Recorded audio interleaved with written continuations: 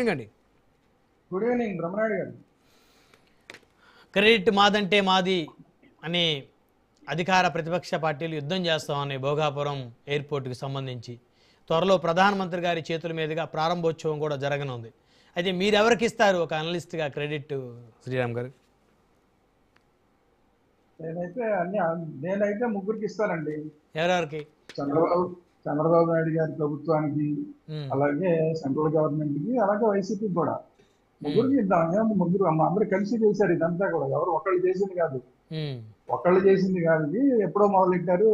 అయితే ఏంటంటే కొన్ని వైసీపీకి సంబంధించి కొన్ని ల్యాబ్స్ ఉన్నాయి. ఎందుకంటే ఉమ్, జగన్మోహన్ రెడ్డి గారు అప్పట్లో ప్రతిపక్షంలో ఉన్నాను కదా అని చెప్పి తొందరపడి కొన్ని మాటలు మాట్లాడారు. ఎర్ర బస్సు రాని చోటికి ఎయిర్ బస్సు ఎందుకు అని మాట్లాడారు. దాని మీద పోరాటం చేద్దామన్నారు. అక్కడ ఎవరైతే రైతులు ల్యాండ్ ఇవ్వాల్సిన వాళ్ళు ఉన్నారో వాళ్ళందరినీ అప్పుడు ఎందుకు ఇదంతా ఇవ్వడం అని చెప్పి రెచ్చగొట్టారు. ఇవన్నీ చేశారు. చేసినా కానీ చేసినా కానీ ఆయన టైంలో ఆయన చేయవలసిన పనులు ఆయన ఖచ్చితంగా చేశారు. ఓకే. ఆయన ప్రభుత్వంలోకి వచ్చిన తర్వాత ఆయన చేయవలసిన పనులు ఖచ్చితంగా చేశారు. కొన్ని అనుమతులు తీసుకొచ్చారు, ల్యాండ్ ఎక్విజిషన్స్ చేశారు, పరిహారాలు చెల్లించారు, ఇవన్నీ చేశారు. ఉమ్, సో అందుకని ఆయన విమర్శించారు కదా అని చెప్పి ఆయనకి ఇవ్వకుండా మానేయాల్సిన అవసరం లేదు.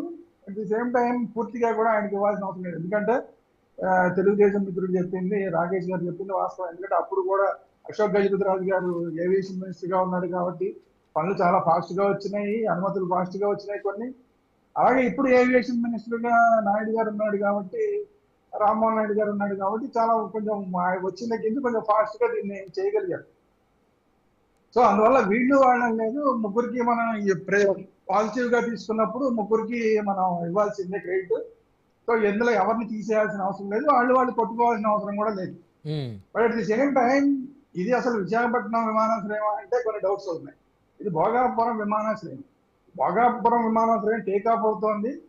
విశాఖపట్నం విమానాశ్రయం ప్రజలకి షట్ డౌన్ అయిపోతుంది. ఉమ్, ఇది చాలా కొంచెం ఇబ్బందికరమైన అంశం. అంటే ఇది ఎవరో చేశారో అని కాదు, కానీ విశాఖపట్నం వాసులకి చాలా అసౌకర్యమే ఈ విషయంలో మాత్రం. దాంట్లో డౌట్ అక్కర్లా. ఓకే. ఎందుకంటే ఇందాక మా రాజీవ్ చెప్పినట్టు, రాజీవ్కి 25 నిమిషాలు పడుతుంది ఎయిర్పోర్ట్కి వెళ్ళడానికి. నాకైతే 5 నిమిషాలు పడుతుంది. నేను ఎయిర్పోర్ట్ దగ్గర చాలా దగ్గరగా ఉండేది. ఉమ్, నాకైతే 5 నిమిషాలు. ఇప్పుడు నాకు అది 2 గంటల పైన పట్టే పరిస్థితి ఉంది.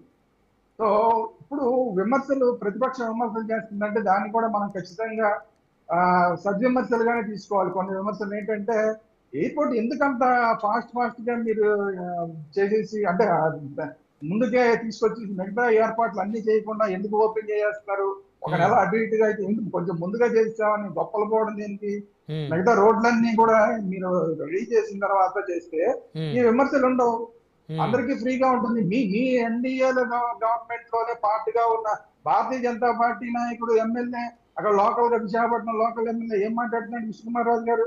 బాబాయ్ ఇప్పుడు వెళ్ళడానికి చాలా ఇబ్బందులు ఉన్నాయండి బాబు, ఇప్పుడే ఓపెన్ చేయొద్దంటే చెప్తున్నాడు. అయినా మీరు వినరు. ఇక్కడ లోకల్ విమానాశ్రయాన్ని షట్ డౌన్ చెయ్యొద్దండి ప్రజలకని చెప్తున్నారు, అది మీరు వినరు. అంటే మీ ప్రభుత్వంలో ఉన్న వాళ్ళు మాట్లాడేది మీరు పట్టించుకోరు. ఆ విమర్శల్ని సద్విమర్శలుగా తీసుకోరు.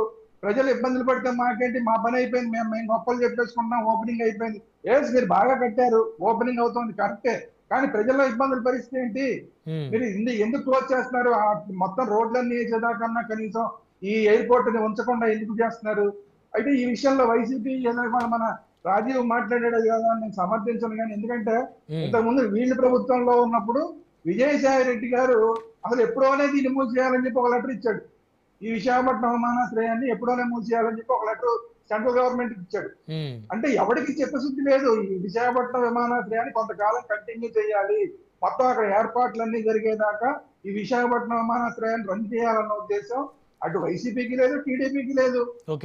భారతీయ జనతా పార్టీ ఎమ్మెల్యే మొత్తుకుంటున్నాడు, ఎవరు పట్టించుకోరు. ఈ రోజు ఎంత ఖర్చు అవుతుంది ఒక్కొక్కరికి?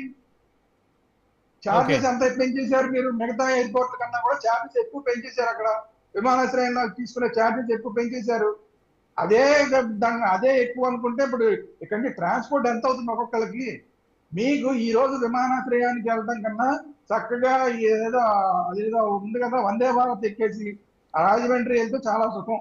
విశాఖపట్నం నుంచి రాజమండ్రికి విమానాశ్రయానికి వెళ్ళటం కన్నా కూడా, విమానంలో వెళ్ళటం కన్నా కూడా, ఈవెన్ విజయవాడకి వెళ్ళటానికి కూడా వందే భారత్ సుఖం.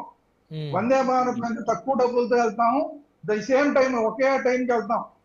ఈ వెయిటింగ్ టైంలో ఇవన్నీ కలుపుకొని ఇవన్నీ చార్జెస్ ఇవన్నీ సో పెద్ద చూసుకుంటే పెద్ద కనుక పెద్ద వ్యాపారవేత్తలు రాజకీయ నాయకులు ఫ్లైట్లోనే కదా సార్ ప్రయాణం చేసేది. అదే మేము ఫ్లైట్ లో వెళ్ళామని చెప్పుకోవడానికి వెళ్ళాం తప్ప వందే భారత్ కూడా బాగానే ఉంది కదా, అదే సెంట్రల్ గవర్నమెంట్ రన్ చేసేది. అది వందే భారత్ లో కూడా ఫెసిలిటీస్ బాగానే ఉన్నాయి. సో వందే భారత్ కి తక్కువ టైం తక్కువ చార్జెస్ వెళ్ళిపోతారు, ఒక అరగంట తేడా అంతే. దీనికి దానికి ఒక అరగంట తేడా. మీకు అక్కడ ఇప్పుడు సమస్య ఏంటంటే క్యాబ్స్ సరిగా లేవు, క్యాబ్స్ సరిపడినని క్యాబ్స్ లేవు విశాఖపట్నంలో. కొత్తగా క్యాబ్స్ డ్రైవర్లు అందరినీ మనం అపాయింట్ చేసుకోవాలి, వాళ్ళందరికీ ఏర్పాటు చేయాలి, రోడ్లు సరిగా ఉండాలి. ఇవన్నీ ఏర్పాటు చేసిన తర్వాత చేస్తే కొంచెం బాగుండేది. అట్ ది సేమ్ టైం ఈ రాజమండ్రి విజయవాడ వరకు అన్నా కూడా కనీసం ఈ విశాఖపట్నం ఎయిర్పోర్ట్ రన్ చేసి ఉంటే కనుక అందరూ శబాష్ అనేవాళ్ళు. ఇప్పుడు దానివల్ల ఇప్పుడు అవుతోంది. ఇంకొకటి ఏంటంటే అసలు కొంతమంది చెప్తున్నది ఏంటంటే అసలు ఇప్పుడు ముహూర్తాలే లేవు, ముహూర్తాలు లేని టైంలో మీరు అసలు ఎలా ఓపెన్ చేస్తున్నారంటే అని అడుగుతున్నారు. ఆషాఢ మాసంలో ఎలా ఓపెన్ చేస్తారు, శ్రావణ మాసంలో ఓపెన్ చేస్తే బాగుండేది కదా, ఇలాంటివన్నీ కూడా వస్తాయి. ఎందుకంటే ఇప్పుడు కొంచెం హిందువులకి సెంటిమెంట్లు ఎక్కువ ఉంటాయి కాబట్టి హిందువులు కొంతమంది మాట్లాడుతున్నది ఏంటంటే అయోధ్య రామాలయాన్ని అలాగే తొందరపాటు చేసి ఓపెన్ చేశారు అక్కడ అలా చేయబట్టి ఈ రోజు అయోధ్య రామాలయం రకరకాలు జరుగుతున్నాయి, కనీసం ముహూర్తం లేకుండా చేశారు అక్కడ. ఇప్పుడు కూడా ఇక్కడ కూడా సరైన ముహూర్తం లేకుండా ఏదో ప్రైమ్ మినిస్టర్ గారి డేట్ ఎప్పుడు దొరుకుతుందో చూసి ఆ డేట్ ప్రకారం చేస్తున్నారు, దీని వల్ల ఏమైనా ఇబ్బందులు జరుగుతాయేమో అనేది అదొక సెంటిమెంట్ పెడుతున్నారు. అంటే ఓవరాల్ గా నేను చెప్పేది ఏంటంటే చేసిన మంచి పని చేస్తున్నారు మీరు. మంచి పని చేసేటప్పుడు ఇలాంటి ల్యాబ్స్ ఎత్తుకు ఇంకొకటి అసలు ఇది విశాఖపట్నం విమానాశ్రయం కాదని ఇప్పుడు సెంట్రల్ గవర్నమెంట్ అఫీషియల్ గా చెప్తోంది. మన ఎంపీ విశాఖపట్నం ఎంపీకి అసలు అక్కడికి ఆహ్వానం లేదు, ఎందుకంటే భోగాపురం ఉంది, విశాఖపట్నం జిల్లాది కాదు అది, భోగాపురం అనేది విజయనగరం. అక్కడ వాళ్ళకి ఇంపార్టెన్స్ తప్ప అసలు విశాఖపట్నం ఎంపీకి లేదు. అంటే విశాఖపట్నం విమానాశ్రయం కాదు అని చెప్పి అఫీషియల్ గా ప్రోటోకాల్ ప్రకారం చెప్తున్నారు. అంటే ఇప్పుడు విశాఖపట్నం విమానాశ్రయం వచ్చింది అనుకోవాలా, వేరే పక్క జిల్లాకి వచ్చింది అనుకోవాలి, విశాఖపట్నం ఎయిర్పోర్ట్ అని చెప్తారా ఫైనల్ గా? ఏ ఎయిర్పోర్ట్ అని చెప్తారు? కాబట్టి విశాఖపట్నం వాళ్ళు సంతోషించాలా ఏం చేయాలి అనేది కొంచెం కన్ఫ్యూజన్ లో ఉన్నారు. ఓవరాల్ గా ఏంటంటే చేసే మంచి పని చేస్తూ కొన్ని ల్యాప్సెస్ జరుగుతున్నాయి ఈ విషయంలో. ఆ ల్యాప్సెస్ ని సరి చూసుకోకపోవడం మూలాన ఈ రోజు ఇంత మంచి పని చేసి కూడా ఇలా విమర్శలు పాల్గొవాల్సి వస్తుందని నా ఉద్దేశం. ఓకే ఇక డిబేట్ లో ఒక షార్ట్ బ్రేక్ తీసుకుందాం. బ్రేక్ తర్వాత మళ్ళీ డిబేట్ కంటిన్యూ చేద్దాం. చూస్తూనే ఉండండి రాజ్ న్యూస్.